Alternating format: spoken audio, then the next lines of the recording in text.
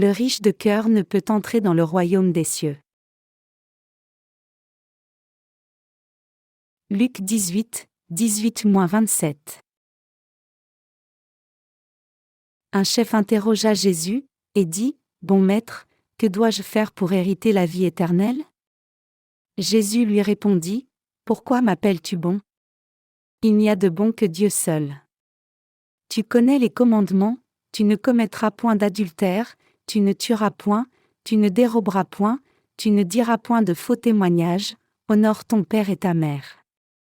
J'ai, dit-il, observé toutes ces choses dès ma jeunesse. » Jésus, ayant entendu cela, lui dit, « Il te manque encore une chose, vends tout ce que tu as, distribue-le aux pauvres, et tu auras un trésor dans les cieux. Puis, viens, et suis-moi. » Lorsqu'il entendit ces paroles, il devint tout triste, car il était très riche. Jésus, voyant qu'il était devenu tout triste, dit, qu'il est difficile à ceux qui ont des richesses d'entrer dans le royaume de Dieu. Car il est plus facile à un chameau de passer par le trou d'une aiguille qu'à un riche d'entrer dans le royaume de Dieu. Ce qu'il écoutait dire, « Et qui peut être sauvé ?» Jésus répondit, « Ce qui est impossible aux hommes est possible à Dieu. » Le Seigneur a-t-il dit cela ? Dans le passage des Écritures d'aujourd'hui, le Seigneur a dit, « Il est plus facile à un chameau de passer par le trou d'une aiguille qu'à un riche d'entrer dans le royaume de Dieu. » C'est si dur pour le riche d'entrer dans le royaume de Dieu que Jésus a dit qu'il est plus facile qu'un chameau passe par le trou d'une aiguille qu'un riche n'entre dans le royaume de Dieu. Cela signifie-t-il qu'il n'y ait aucun riche au ciel ? Est-ce inutile que les riches de ce monde croient en Jésus ? Ne sont-ils pas autorisés à être sauvés du péché ? La Bible dit qu'il est plus facile à un chameau de passer par le trou d'une aiguille qu'à un riche d'entrer dans le royaume de Dieu. Cependant, ce passage a une signification spirituelle, et donc en réalité, il y a beaucoup de riches dans ce monde qui ont reçu la rémission des péchés pour entrer dans le ciel en croyant en la justice de Dieu. Le riche dont le Seigneur parle ici désigne ceux qui sont riches de cœur. Cette parole a en réalité été donnée au riche jeune homme qui avait demandé, « Bon maître, que dois-je faire pour hériter la vie éternelle ?» Ce jeune homme était dans la loi. Sa foi était liée par ses propres actes. Jésus a dit, « Pourquoi m'appelles-tu bon ? Personne n'est bon, si ce n'est un seul, Dieu. » Bien sûr, Jésus a dit cela ici parce qu'aux yeux de l'homme, Jésus était un bon enseignant. Le riche a vu Jésus juste comme l'un des sages respectés de ce monde, comme Socrate, Platon, Bouddha ou Confucius. C'est pour cela que Jésus a dit, « Personne n'est bon sinon Dieu. » En d'autres termes, il a montré clairement que les humains sont absolument dénués de vertu. Voyez-vous aussi Jésus juste comme un être humain ? Jésus est Dieu lui-même. Il est aussi le Fils de Dieu le Père. Notre Seigneur a dit au riche jeune homme, « Tu connais les commandements, tu ne commettras point d'adultère, tu ne tueras point, tu ne déroberas point, tu ne rendras point de faux témoignages, honore ton père et ta mère. » Le riche jeune homme a alors soutenu qu'il avait observé tous ces commandements. Cela signifie qu'il avait observé toutes les paroles de la loi de Dieu dans ses actes. Il n'avait pas commis d'adultère, ni tué quelqu'un, ni volé, ni porté de faux témoignages, et avait honoré ses parents. Cependant, loin de louer cet homme, notre Seigneur lui a dit, « Il te manque encore une chose.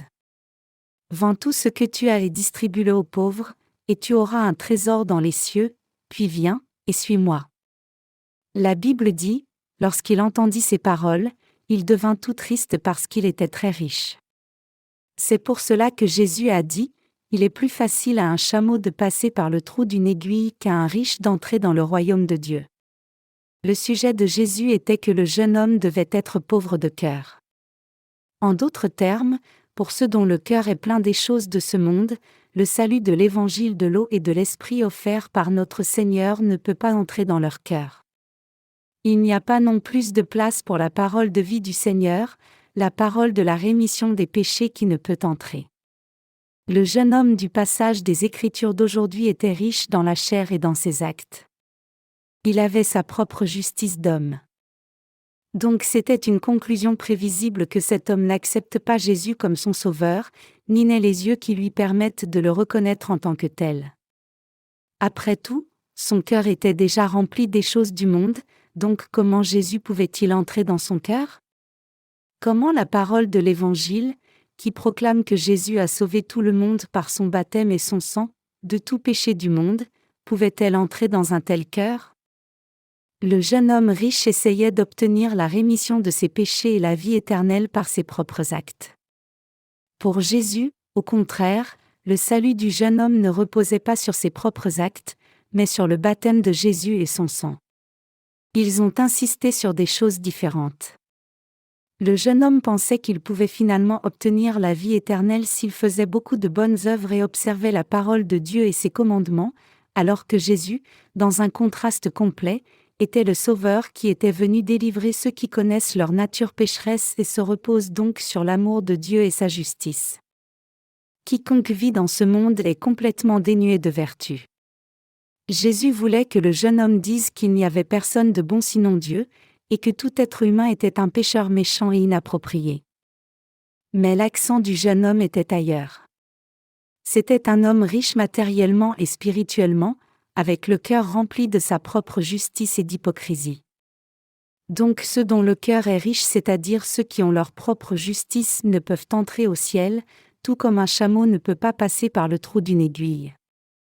Cependant, le Seigneur prêche un message d'espoir en disant « Ce qui est impossible à l'homme est possible à Dieu ». Personne ne peut entrer dans le ciel en s'appuyant sur sa propre justice et sa vertu ou en observant les commandements par ses propres actes. Cependant, Jésus dit que ce qui est impossible à l'homme est possible à Dieu. Effectivement, le Seigneur est mort pour cet homme riche, pour cet homme méchant. Il l'a rendu sans péché en étant baptisé au Jourdain par Jean-Baptiste, le représentant de toute l'humanité, et en prenant ainsi tous ses péchés. Il a aussi porté la condamnation que le jeune homme riche devait porter devant Dieu à cause de ses péchés. Notre Dieu a sauvé tout le monde, les riches, les pauvres, les vieux, et les jeunes aussi, et même ceux qui ne savent pas que Dieu existe. Tout le monde est toujours insuffisant en corps et esprit. Toute personne de ce monde ne commet-elle pas le péché jusqu'à la fin de sa vie? Tout le monde commet le péché jusqu'à sa mort. Qu'en est-il de vous alors?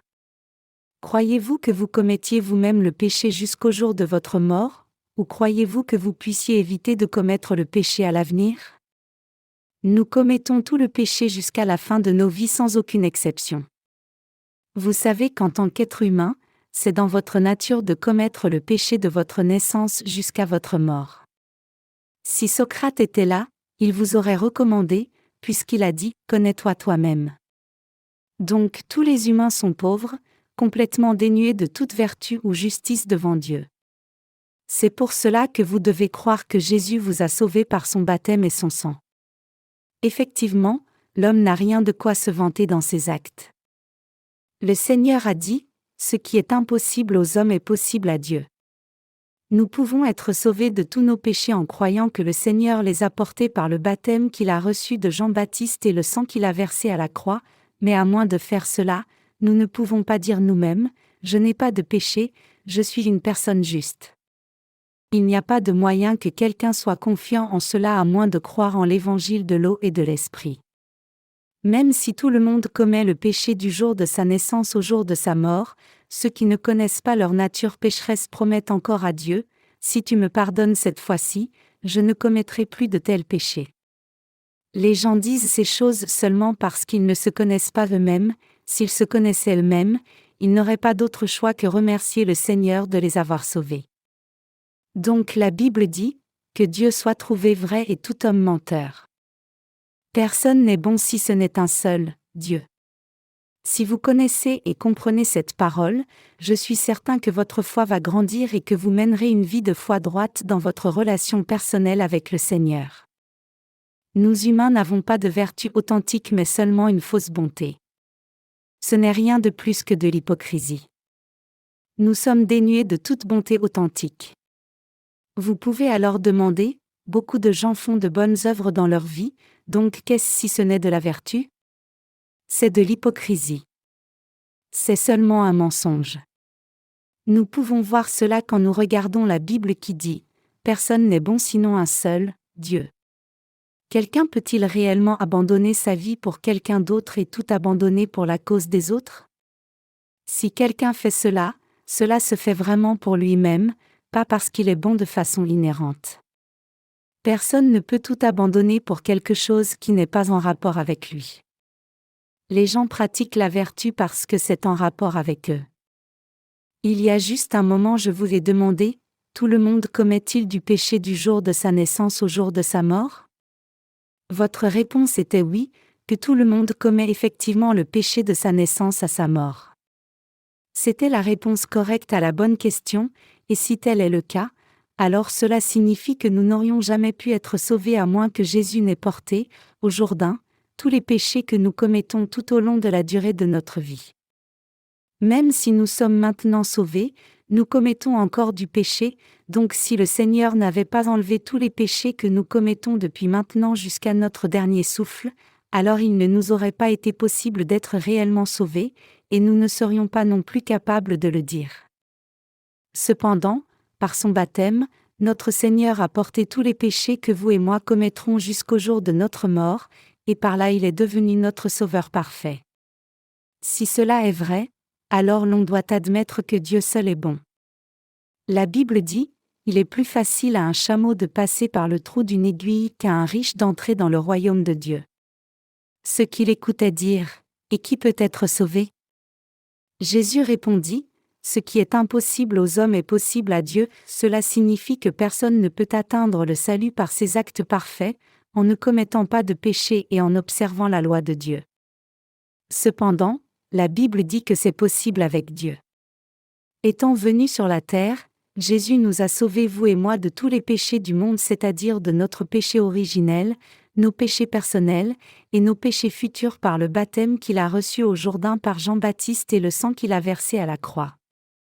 Quand nous méditons tranquillement sur cet amour du Seigneur qui nous a sauvés, nous pouvons voir que Jésus connaissait même tous nos péchés futurs, les a tous portés par son baptême, et nous a ainsi sauvés de tous les péchés du monde. Et l'alliance que nous avons faite avec notre Seigneur ne change jamais, elle est assurée et sécurisée, au point qu'une fois que nous réalisons le salut du Seigneur, nous ne pouvons que le remercier. En nous sauvant par le baptême qu'il a reçu au Jourdain et le sang qu'il a versé à la croix, le Seigneur nous a donné la possibilité d'entrer au ciel juste par notre foi en sa justice. Nous allons tous mourir une fois à la fin de nos vies sur cette terre, mais ceux qui saisissent ce salut par la foi entreront dans le royaume des cieux. Donc, nous qui croyons au baptême de Jésus et en son sang avons été sauvés des péchés du monde pour entrer au ciel. La rémission des péchés est si précieuse que lorsque nous pensons à ces bénédictions de Dieu, nous ne pouvons que lui rendre grâce. Le salut ne peut s'acheter à prix d'argent. Le jeune homme riche n'aurait pas pu être sauvé même s'il était revenu à Jésus et avait dit « J'abandonne toutes mes possessions, donc sauve-moi du péché. Utilise mes possessions pour aider les pauvres, mais en retour, envoie-moi au ciel et donne-moi la vie éternelle pour vivre toujours. » Les riches qui essaient d'obtenir la vie éternelle avec un tel état d'esprit ne seront pas approuvés par Jésus, mais plutôt jetés en enfer pour leur manque de foi. Le salut du péché que Dieu nous a donné est si précieux que personne ne pourrait l'accomplir par lui-même, mais Dieu l'a accompli une fois pour toutes par l'évangile de l'eau et de l'esprit. Nous devons tous reconnaître que tout être humain désobéit à Dieu jusqu'à sa mort. Même des chrétiens s'opposent à sa justice. Quand nous regardons à l'Ancien Testament, nous voyons comment le peuple d'Israël a désobéi à Dieu jusqu'à sa destruction, et dans le Nouveau Testament, nous voyons que ceux qui ont désobéi à Jésus étaient en réalité ceux qui prétendaient croire en Dieu. Qui a créé l'agitation pour faire crucifier Jésus? C'étaient les souverains sacrificateurs, les pharisiens, et les scribes, les trois classes les plus élevées en Israël et les dirigeants, qui prétendaient tous croire en Dieu fidèlement. La parole que Jésus a donnée n'était pas une parole de la terre. C'était la parole du royaume des cieux. Donc ceux qui étaient pauvres de cœur croyaient en lui. Et les marginaux de ce monde, les malades, les infirmes, et les veuves croyaient aussi en lui. Cependant, les dirigeants d'Israël ont livré Jésus pour être crucifié, disant « Libère Barabbas et crucifie ce jeune homme Jésus ». Et comme si cela n'était pas suffisant, ils ont soulevé le peuple en disant « Que son sang soit sur nous et sur nos enfants ». Prenons un moment pour observer les souverains sacrificateurs, les pharisiens et les scribes. Les souverains sacrificateurs étaient les responsables de la loi de Dieu. Ces gens faisaient le sacrifice au jour de l'expiation une fois par an et présidaient le système légal de la nation d'Israël. Ils étaient les juges, en d'autres termes. Les souverains sacrificateurs croyaient qu'ils étaient qualifiés pour remettre des péchés des autres ainsi que les leurs à tout moment. Les pharisiens croyaient qu'ils préservaient la loi conservatrice fidèlement et invariablement, adhérant à la parole de Dieu non seulement par eux-mêmes mais aussi en amenant les autres à l'observer, et donc ils croyaient qu'ils étaient qualifiés. Les scribes étaient des hommes d'autorité. Ils avaient leur propre justice et pensaient qu'ils croyaient en Dieu fidèlement et protégeaient leur nation. Donc ces trois classes étaient des gens riches. Cependant, les scribes, les pharisiens et les souverains sacrificateurs ont rejeté Jésus. Quand nous regardons en Jean chapitre 3, nous voyons paraître un homme nommé Nicodème, qui était un dirigeant religieux de l'époque. Cet homme cherchait Dieu et attendait le Messie. Lui non plus ne réalisait pas que Jésus était le Fils de Dieu et le Sauveur. Donc il appelait juste Jésus Maître. Cependant, Jésus lui a expliqué le salut, en lui disant « L'on peut voir et entrer dans le royaume de Dieu seulement si l'on est de nouveau d'eau et d'esprit ». Donc Nicodème est finalement né de nouveau, et quand Jésus est mort à la croix, lui et Joseph d'Arimathée ont placé le corps de Jésus dans un tombeau neuf où personne n'avait encore été mis. Nicodème était un pharisien, mais c'est quelqu'un qui cherchait Dieu. Jésus est-il en réalité juste un homme ou Dieu lui-même ? Il est Dieu. Même si dans son essence il est l'égal de Dieu, il est venu sur la terre à l'image d'un homme pour sauver l'humanité. Ceux qui ont reconnu ce Jésus comme Dieu lui-même et leur sauveur étaient dénués de leur propre mérite. Seuls ceux qui n'avaient pas de mérite par eux-mêmes ont reconnu Jésus entièrement. Et seuls ces gens ont été sauvés en croyant au baptême de Jésus, qui a effacé les péchés du monde, et en son sang à la croix. Les scribes, les pharisiens, et les souverains sacrificateurs étaient pleins de leur propre mérite. En cette époque aussi, beaucoup de gens sont d'accord sur le fait que Jésus soit le Sauveur, et que l'on est sans péché si l'on croit en Jésus, cependant, ils ne sont pas d'accord lorsque nous disons « Jésus a expié tous nos péchés par son eau et son sang ». Pourquoi ? Parce qu'ils ne sont pas d'accord sur le fait qu'ils sont si méchants et sans mérite, et ils ignorent ce que le Seigneur a fait pour des êtres méchants comme eux. C'est parce qu'ils ne connaissent pas la vérité disant que Jésus a été baptisé par Jean-Baptiste au Jourdain afin de porter les péchés de l'humanité. Donc, ils croient seulement au sang de Jésus.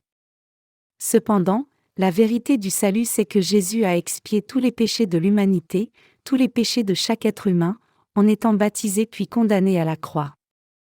Ceux qui croient seulement au sang de Jésus ont trop de leur propre justice. Ce n'est pas par son sang seul que Jésus nous a sauvés, mais c'est par le baptême qu'il a reçu au Jourdain aussi bien que par son sang qu'il nous a sauvés.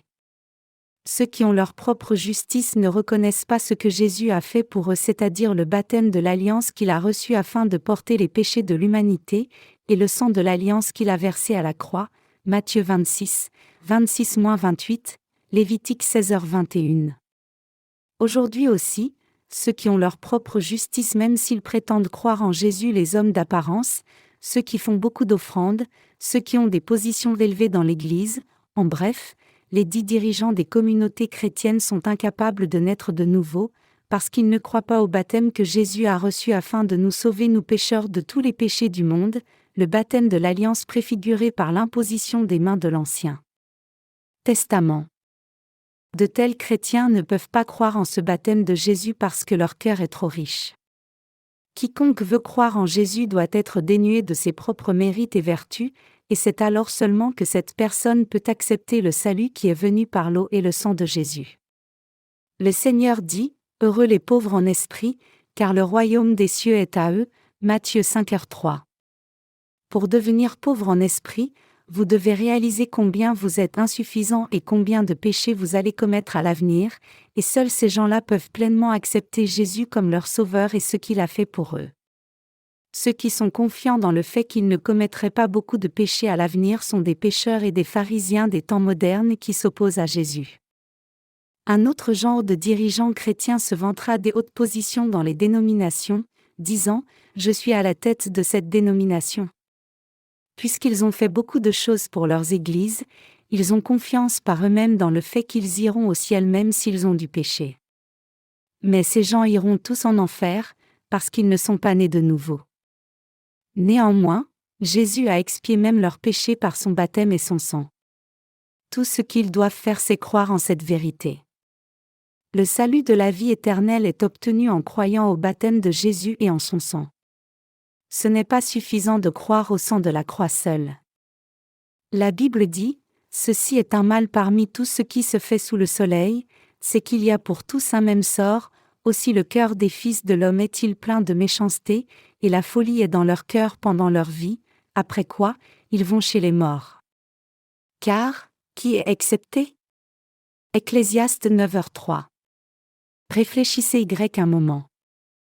Réfléchissez à la façon dont vous avez vécu jusqu'à présent, combien vous avez été infantile et n'avez pas réellement mûri ensuite. N'avez-vous pas vécu tout ce temps en ayant des pensées folles et en faisant des choses folles? Y a-t-il quelqu'un ici qui veuille objecter et dire, peut-être que c'est vrai pour vous, mais je n'ai jamais vécu comme cela? Je suis certain que plusieurs parmi vous veulent dire cela. Mais aux yeux de Dieu, tout pécheur qui ne transfère pas ses péchés sur Jésus en croyant en son baptême ne peut pas croire en la crucifixion de Jésus non plus, et donc il sera puni plus tard sur le chemin.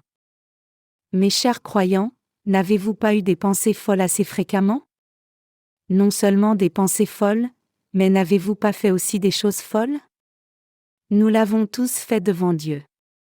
De plus, nous sommes tous destinés à continuer à commettre le péché jusqu'au jour de notre mort. Êtes-vous confiant dans le fait que vous ne commettriez aucun péché de toute votre vie? Non. Alors vous êtes vraiment honnête. Maintenant donc, êtes-vous reconnaissant à Jésus sachant qu'il a expié non seulement vos péchés passés mais aussi vos péchés futurs? Si vous répondez oui, alors ce ne sont autres que les gens comme vous qui sont pauvres en esprit, et ce sont ces gens-là qui peuvent être sauvés. Et c'est notre Dieu qui sauve ces gens-là. Il est écrit, « Ce qui est impossible aux hommes est possible à Dieu ». Autrement dit, c'est Dieu qui nous a sauvés.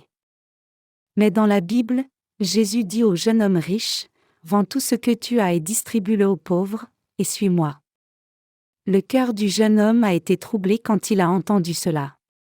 Même s'il avait dit à Jésus, « J'ai tout fait pour observer la loi qui m'ordonne de ne pas tuer, de ne pas voler, de ne pas commettre l'adultère, et d'honorer mes parents », notre Seigneur savait ce qui était dans sa pensée et lui a dit, « Vends tout ce que tu as et distribue-le aux pauvres, et suis-moi. » Le Seigneur savait que ce jeune homme riche avait essayé de son mieux d'obéir à la loi, et qu'il était sincère dans son désir d'observer tous les commandements. Mais Jésus savait aussi que dans son cœur, la richesse était son Dieu. En d'autres termes, même si le jeune homme prétendait pratiquer et observer la loi dans sa vie, il ne suivait pas réellement la parole de Dieu, plutôt, il recherchait les richesses.